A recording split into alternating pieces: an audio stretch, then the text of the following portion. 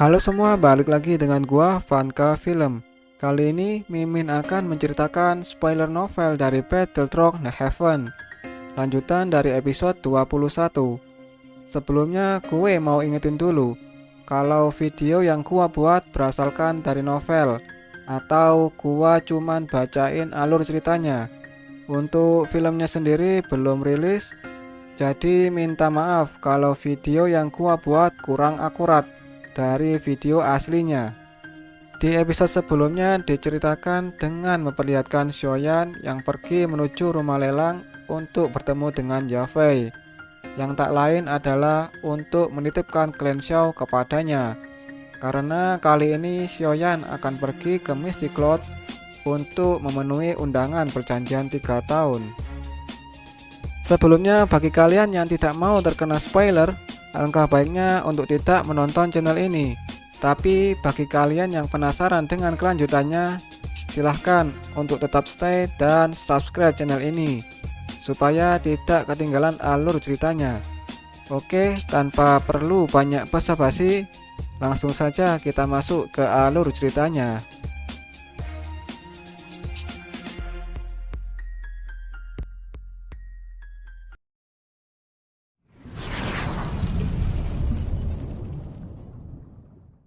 Cerita dilanjutkan dengan memperlihatkan suasana tenang di alun-alun besar kini menjadi resah. Murid-murid Mystic Cloud Sector yang tak terhitung jumlahnya, yang membawa segala macam emosi, tatapannya tertuju kepada Shoyan, pemuda berjubah hitam di dekat tangga batu. Tak heran jika hubungan mereka berdua telah menjadi topik sehari-hari oleh murid Mystic Cloud Sector.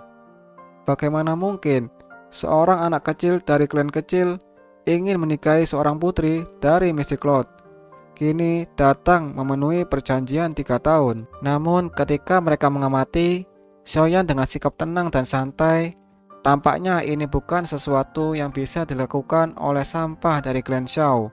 Mata cerah Nalan Yanran menatap Shoyan. Dia telah berubah. Ia tidak pernah berpikir bahwa orang tidak berguna pada saat itu benar-benar datang ke Mystic Cloud Sector tanpa rasa takut. Bahkan dihadapkan dengan hampir 1000 murid sekte Mystic Cloud. Jia Xingtian yang berada di pohon besar menatap Shoyan dengan tatapan penuh keheranan. Bukankah itu anak kecil dari klan Xiao yang katanya orang tidak berguna, bahkan tidak bisa menyimpan daukinya? Tampaknya dengan sikap tenang seperti itu, bahkan dilihat oleh banyak orang Mystic Cloud, bukankah sesuatu yang dapat dilakukan oleh orang biasa? Pama yang berada agak jauh dari Jia Xingtian, untuk alasan yang tidak diketahui, dia sepertinya memiliki perasaan yang akrab tentang dia. Mendengar perkataan Pama, Jia Xingtian tertawa pelan ketika dia menatap ke arah Shoyan. Sepertinya kita mungkin pernah melihatnya di suatu tempat sebelumnya. Mu Chen yang semenjak tadi melihat Shoyan menoleh ke Nalanji. Hei orang tua Nalan, apakah pemuda ini yang hampir menjadi menantu klan Nalan? Tampaknya dia bukan orang yang tidak berguna dari rumor. Bantalan dan kekuatan mental ini adalah sesuatu yang hampir tidak pernah saya lihat pada orang-orang muda yang saya temui. Ekspresi Nalanji jelek ketika dia dengan ganas memotong pembicaraan Mu Chen dengan tatapannya. Meskipun Nalanji mengetahui kalau Shoyan yang kini memiliki ketenangan dan kekuatan mental, bahkan telah meninggalkan reputasi sebagai orang tidak berguna, menyebabkan hatinya merasa sangat terkejut serta menyesal. Ia berharap bahwa dendam antara Shoyan dan Nalan Yanran akan mencair setelah perjanjian 3 tahun berakhir. Meski mereka berdua tidak bisa bersama lagi di masa depan, setidaknya itu bisa mengubah pemikiran Shoyan agar berhenti membenci klan Nalan di masa depan. Kekuatan mental yang luar biasa, bakat pelatihan yang luar biasa, dan ketekunan untuk berjuang selama 3 tahun hanya demi sebuah janji. Pemuda yang memiliki sebuah target, memiliki potensi tak terbatas, adalah sesuatu yang bisa membuat seseorang senang. Sepertinya aku harus mengirim seseorang untuk menghubungi klan Xiao. Setelah Nalan Yanran berdiri, 10 pria berjubah putih di atas alun-alun tatapannya kini tertuju kepada Shoyan. Dan salah satu seorang pria tua berjubah putih yang berada di tengah mulai berbicara. Kamu adalah Xiaoyan dari klan Shao. Tatapan Xiaoyan menyapu pria tua berjubah putih di tengah. Ia menyadari bahwa orang ini memiliki posisi yang cukup tinggi di dalam Mystic Cloud. Saya adalah tetua pertama dari sekte Mystic Cloud, Yunleng. Pemimpin sekte belum kembali hari ini.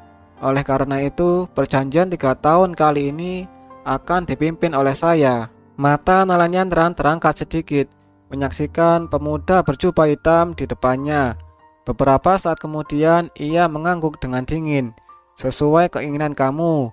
Mendengar jawaban Nalanyandran, Yunleng sedikit merajut alisnya. Gangguan tiba-tiba datang dari Xiaoyan yang telah menyebabkan penatua pertama yang memegang posisi Mystic Cloud Sector menjadi tidak senang. Ia juga menyadari kalau Xiaoyan sudah dihapus reputasinya sebagai sampah sejak lama. Anak muda, kamu harus selalu meninggalkan sedikit waktu luang dalam semua yang kamu lakukan.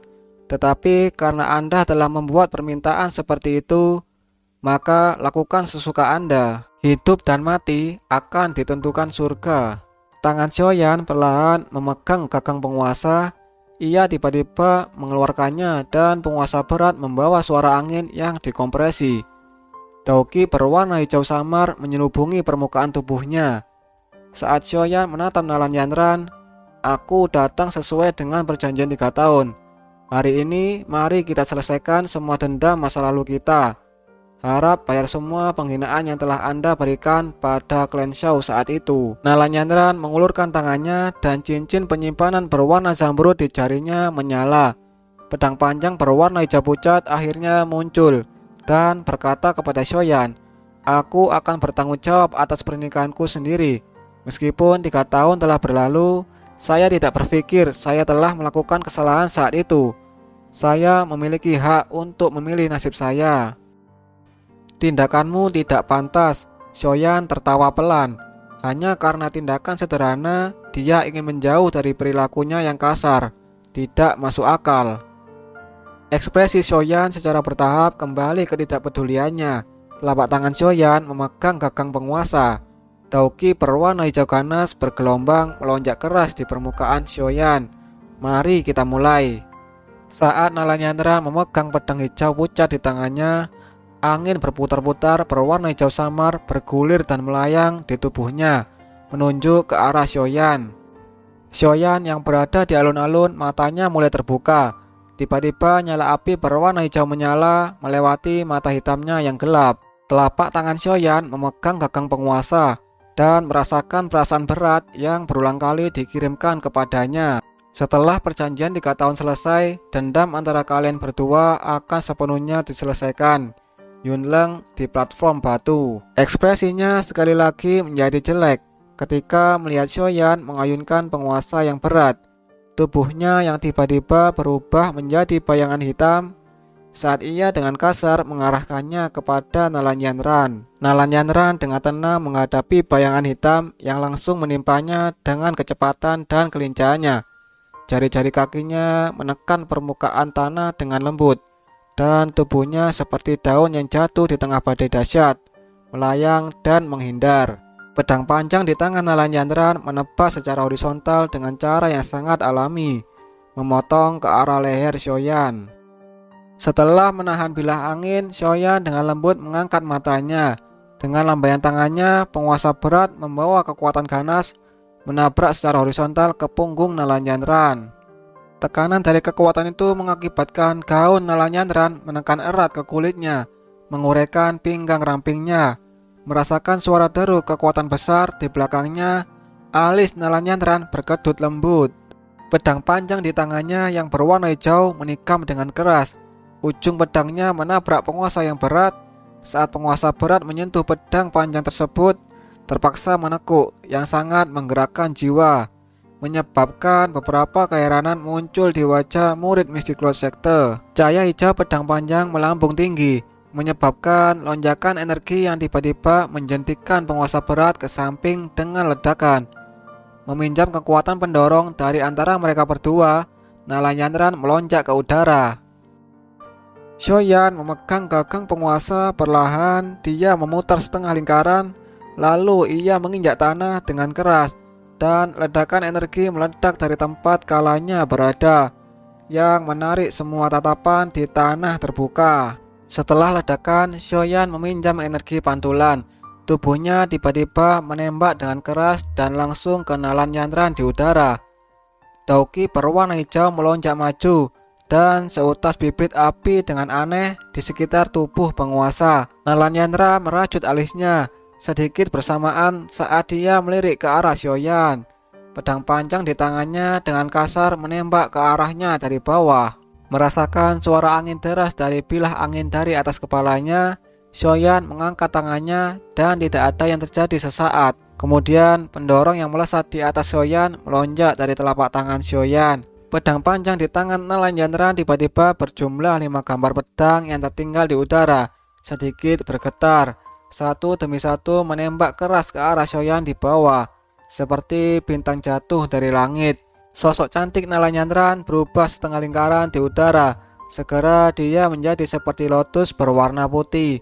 Saat dia mendarat di tanah dengan cara yang ringan dan gesit, dia tiba-tiba melambaikan tangannya secara horizontal. Saat dia melakukannya, pedang energi kabur yang telah hilang benar-benar berbalik dan sekali lagi menikam tajam ke arah Shoyan. Karena aku tak bisa mengelak, maka aku akan menerimanya dengan paksa. Dauki yang berwarna hijau di tangannya tiba-tiba melonjak. Energi besar yang tiba-tiba dilepaskan menyebabkan banyak orang di bawah memiliki wajah heran.